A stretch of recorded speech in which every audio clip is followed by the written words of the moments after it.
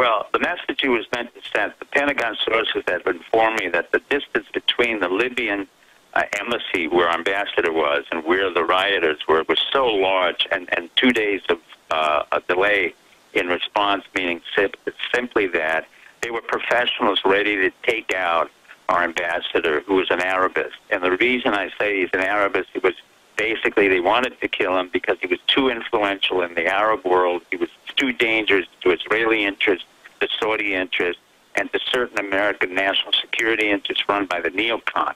Now, when we say that Obama's like Carter, I worked for Jimmy Carter, and Jimmy Carter was the only president of the United States to ever make a Camp David peace accord, the only president of the United States to implement the human rights issues, and the only president of the United States to fire 4,000, listen to me very carefully, 4,000 human operatives of the CIA. He realized how disastrous the CIA had been, and what General Eisenhower said all along, that this is a legacy of ashes, and it will destroy our country until we contain and restrain the CIA. And this is where Jimmy Carter, a great president in retrospect, and I think Obama should be very proud of him, but the neocons have degraded him to say this is our Jimmy Carter. Jimmy Carter was the only president who ever made a peace treaty with Israel. I worked with Anwar Sadat. I went with Menachem Begin. I worked with Herman Niles. You got arrested by Assad. Jas Freeman. I mean, you got arrested. These were the great men. Well, you know, someday you've got to come on and talk about all the amazing things you did. I mean, I know most of it's classified, but you know what's... It's not. I'll talk about it, but let's have some more time, and I want to talk to your audience and thank them for listening, and thank you. Well, let me ask you this question briefly here, Dr. Pieczenik. Sure. What is the strategy? Because I know you were on here a few months ago criticizing Obama. I mean, I'm apolitical. I'm not Romney or Obama. I want to get your perspective. I respect your view and perspective. We're going to get another one here in a moment. I want listeners to really, you know, hear this inside info for themselves and decide if they think it's accurate or not. But how do they think they're going to get away with this?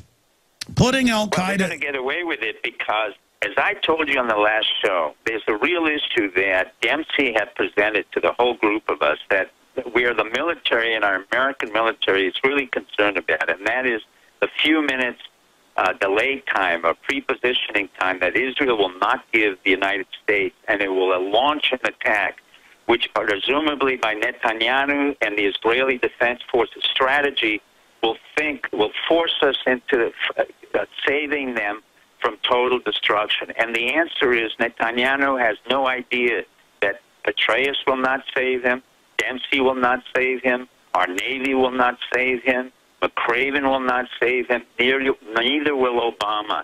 He cannot get that message through. So he's pushing this through until he kills one of our ambassadors, precipitates what we call agitation propaganda, only with the approval of Saudi Arabia. Saudi Arabia and Israel are twins. They're doppelgangers. There's no way you can separate Israel from Saudi Arabia or Saudi Arabia of Israel. They go back all the way to 9/11.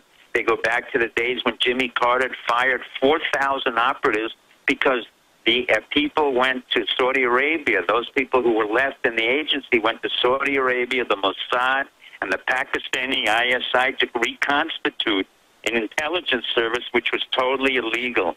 And many of those who came in the Carter administration, Jews like Dennis Ross, Martin Indyk, who was an operative underneath the Australian government and was an American citizen for only 1 day, was appointed an American ambassador to Israel, so Dennis Ross, a neocon, could control him. All right, well, let me stop right there. Let me stop right there, Doc Ramey. Back on Tuesday to break this down. But bottom line, the 25 fleets, this is London Telegraph, Associated Press, are converging. 25 nations are converging on the strategically important Strait of Hormuz. They've never done this in the last 5 years of saber rattling. My intel is right now Israel has tentatively greenlit an attack anytime in the next month and a half against Iran. Iran will then attack U.S. bases all over the Middle East with their missiles, drawing the United States in by having the al-Qaeda groups that Saudi Arabia runs start attacking U.S. facilities. They believe that will create a sympathetic response domestically in the U.S. for a call to attack Arabs because people are are politically and geopolitically totally ignorant, to the level of basically being brain dead. And so now there's this saber-rattling, yeah, let's bomb the Arabs. You can see the manipulation. The propaganda is what targeted about a 5-year-old mentality. Briefly, do you concur with that analysis? Yes. Basically, I'll summarize it in this. As Hitler created the first Holocaust of the Jews, Netanyahu will be responsible for the second Holocaust of the Jews in the 21st century. He will be the Hitler of the 21st century to the Jews. On this New Year's Eve, this is what I say about Netanyahu. He was part of 9/11. He was part of the conspiracy, the agitation, propaganda, the killings, and now the agitation and precipitation of war. When that war goes, we will have a Holocaust and a pogrom, the likes of which we haven't seen since the days of Hitler. Okay. This is our new Hitler. Okay, wow. Dr. Pieczenik, thank you so much. We'll talk to you Tuesday. My pleasure.